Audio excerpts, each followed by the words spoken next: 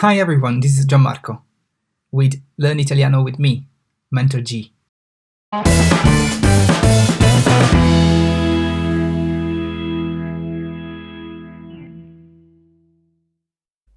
Welcome to our second episode of Raccontami una storia.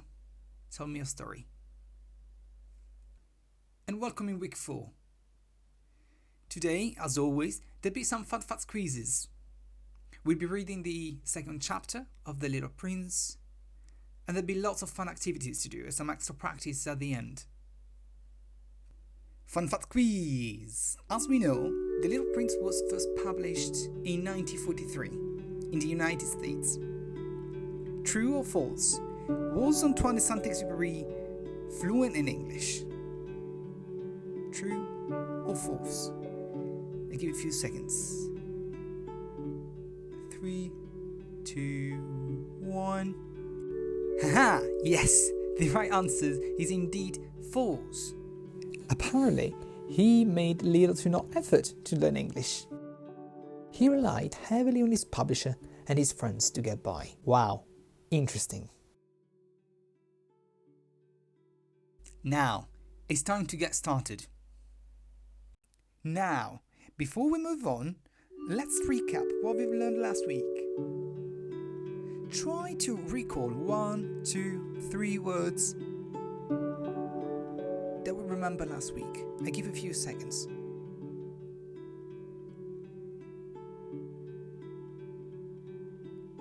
Three, 2, 1. Yes! These are the 5 words that we've learned last time. Now, do you remember what they mean? Feel free to pause the video and take your time, and then we'll check the answers together.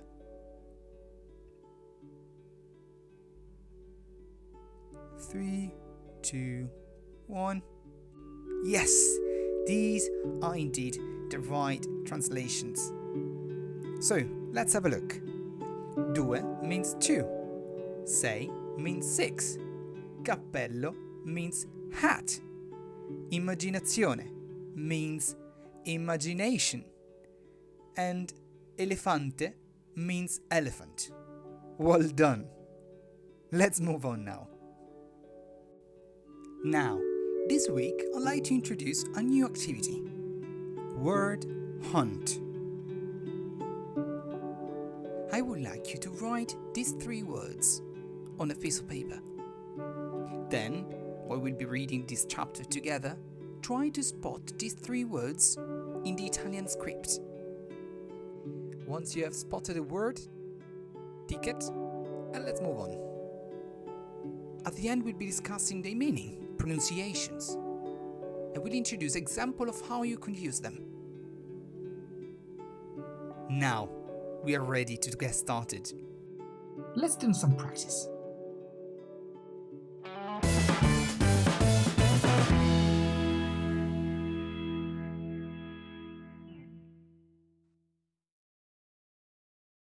Il Piccolo Principe, capitolo 2.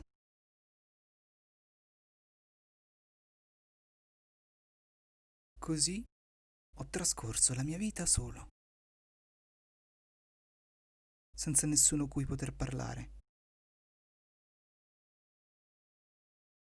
Fino a 6 anni fa, quando ebbi un incidente col mio aeroplano nel deserto del Sahara.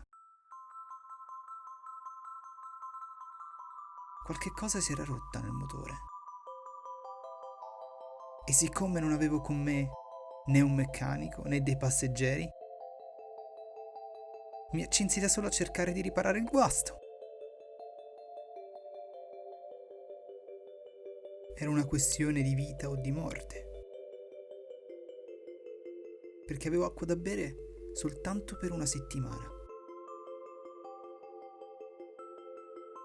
La prima notte dormii sulla sabbia, a 1000 miglia da qualsiasi abitazione umana. Ero più isolato che un marinaio abbandonato in mezzo all'oceano, su una zattera dopo un naufragio. Potete immaginare il mio stupore di essere svegliato all'alba da una strana vocetta. Mi disegni per favore una pecora? Cosa? Disegnami una pecora. Balzai in piedi come fossi stato colpito da un fulmine. Mi strofinai gli occhi più volte, guardandomi attentamente intorno. E vidi una straordinaria personcina che mi stava esaminando con grande serietà. Qui potete vedere il miglior ritratto che riuscii a fare di lui.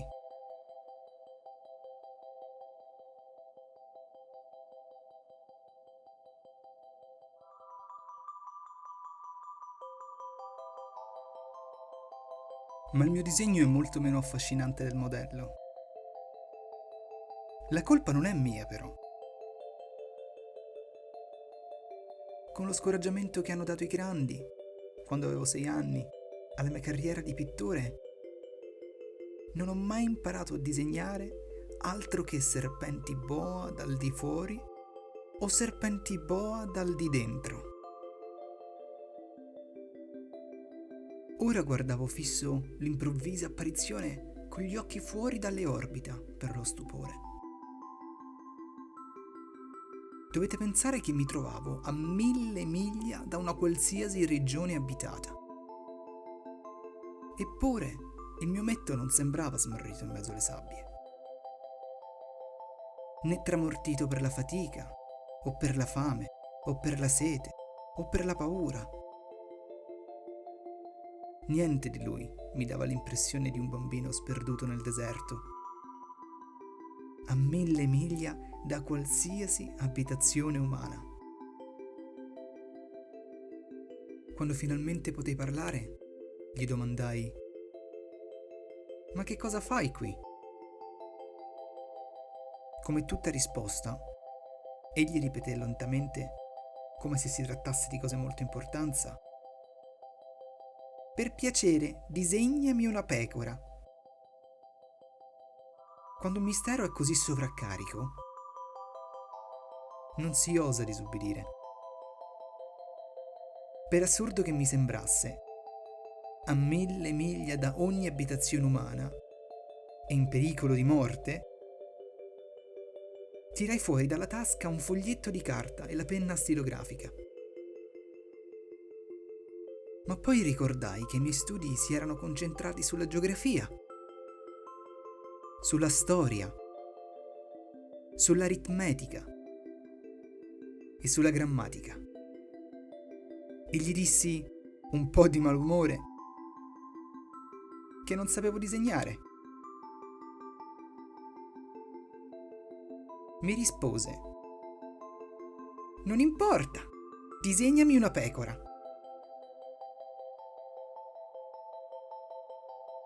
Non avevo mai disegnato una pecora. E allora feci per lui uno di quei disegni che avevo fatto molte volte.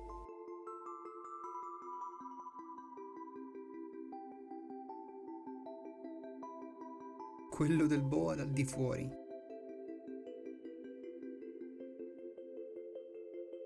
E fui sorpreso di sentirmi rispondere: «No, no, no! Non voglio l'elefante dentro il boa! Il boa è molto pericoloso e l'elefante molto ingombrante. Dove vivo io, tutto è molto piccolo. Ho bisogno di una pecora. Disegnami una pecora». Feci il disegno.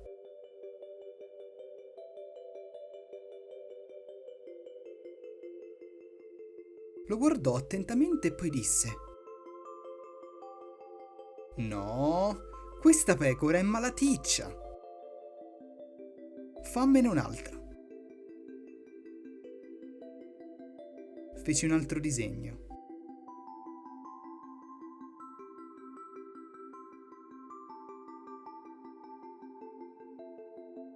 Il mio amico mi sorrise gentilmente con indulgenza. «Lo puoi vedere da te», disse. che questa pecora non è una pecora, è un ariete. Ha le corna. Rifeci il disegno una terza volta.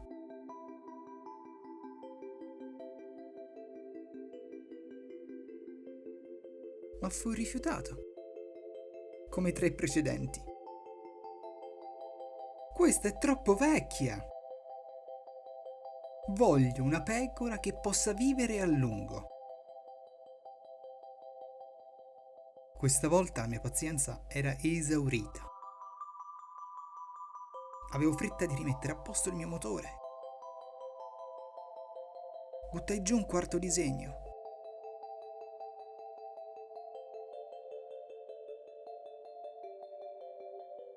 E tirai fuori questa spiegazione. Questa è soltanto la sua cassetta.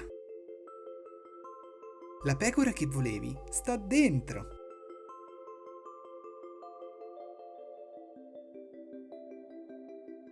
Fui molto sorpreso di vedere il viso del mio piccolo giudice illuminarsi.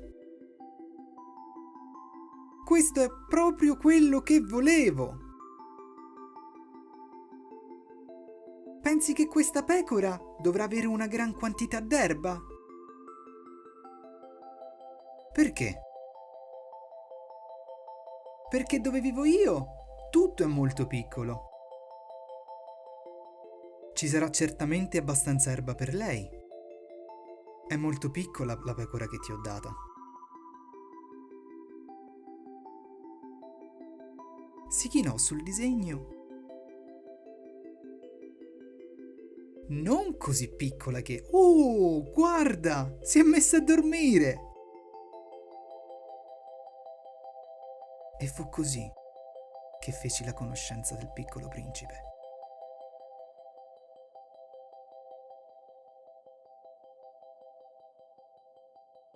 We have reached the end of chapter 2. Well done.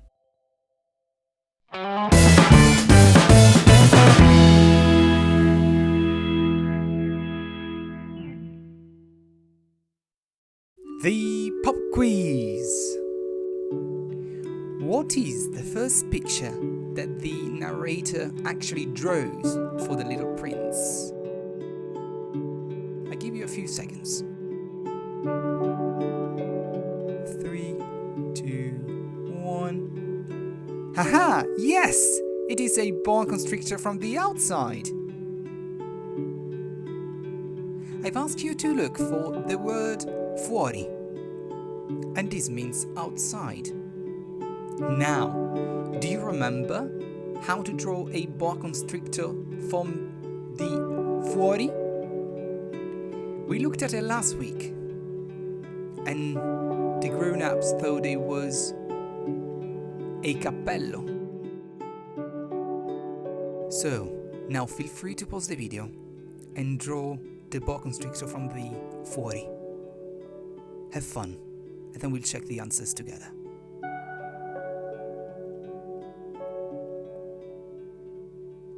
Yes, this is indeed a boa constrictor from the fuori.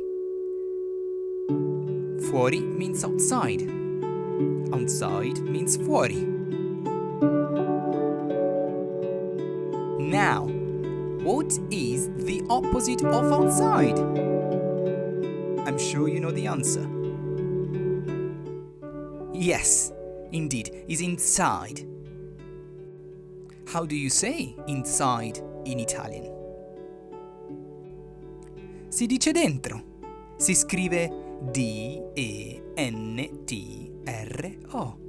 Dentro. Now, let's draw the boa constrictor from the dentro.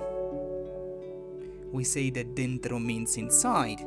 So, do you remember how we could draw a boa constrictor from the dentro?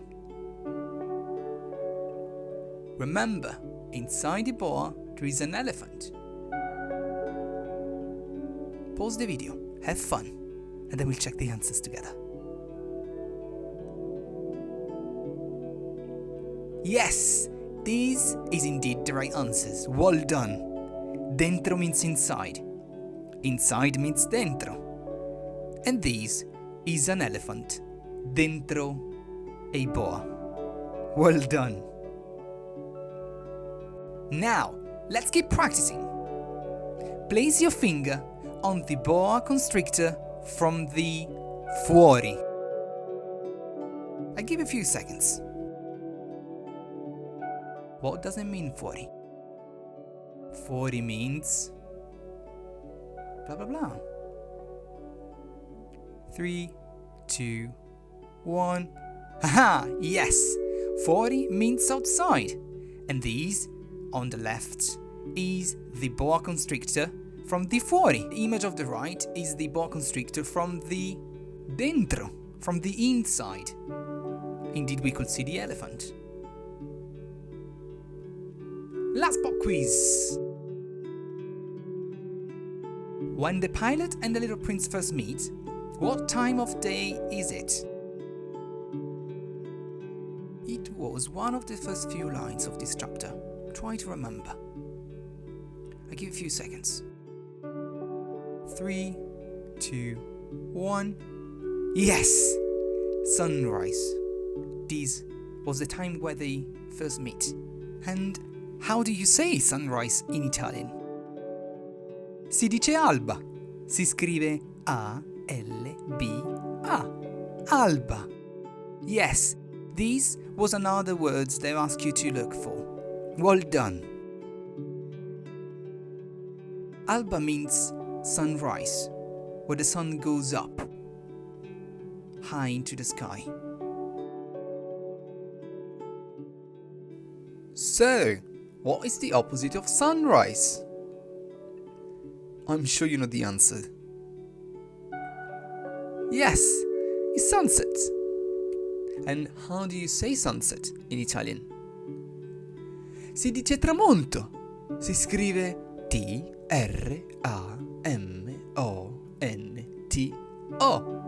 Tramonto. So, alba means sunrise, when the sun goes up. And tramonto means sunset, when the sun goes down.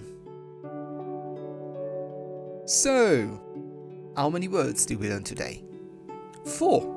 We've learned dentro, fuori, alba, and tramonto. Now, do we remember what they mean? Try to pause the video and have a guess, and then we'll check the answers together. Yes, these are indeed the right meanings. Dentro means inside. Fuori means outside. Alba means sunrise. Tramonto means sunset. Well done. That's it for today's lesson. We have a fun fact quiz left. Fun fact quiz. True or false? Do you think that there are sources of inspirations from the writer's life in The Little Prince? True or false? I give you a few seconds. 3, 2, 1. Yes, that's true. Well done. For example, the crash in the desert the writer refers to, that was true. In fact, on 30 December 1934, at 2:45 a.m., after 19 hours and 44 minutes in the air, 𝗏𝗏𝗁𝗏, along with his mechanic navigator 𝗷𝗵𝗿𝗏, crashed in the Libyan desert. And as we know, today's chapter begins with a pilot being stranded in the desert, which, in part, is a reference to this experience. There are other sources of inspiration from the writer's life in the book, but we'll be talking about it in the next weeks. So, stay tuned, and don't forget to subscribe. Well done! That's it for today's lesson. Hope you enjoyed it, guys. Thank you so much for coming. Thank you for listening. And before you leave, there is some more practice that I think you might find helpful. So please, let me show you. But wait a minute. I was about to forget something really important. Ladies and gentlemen, I would like to introduce our brilliant, passionate, enthusiastic, and dedicated mentor, Jude!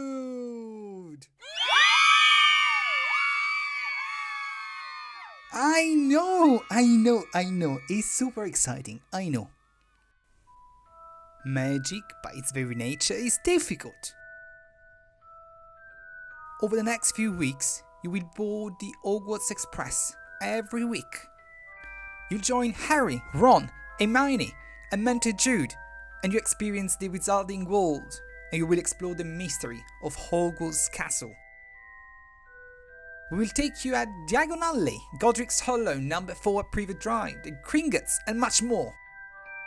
Join us and learn with us. Now, practice, practice, practice. You could come back and listen this again. When you're learning a new language, exercises like the one we've been doing today can be very effective. So please, feel free to come back and listen this again anytime you'd like to. Try to get familiar with the language. Try to get familiar with the words we've been using so far. And you know, reading or listening to audiobooks can be a very nice way to spend our time. So please enjoy it. Then, if you'd like to, there is some extra practice that you can do. Feel free to come back on previous lessons. And check in the video's description. You'll be able to download worksheets. Practice makes perfect. And don't forget to have fun.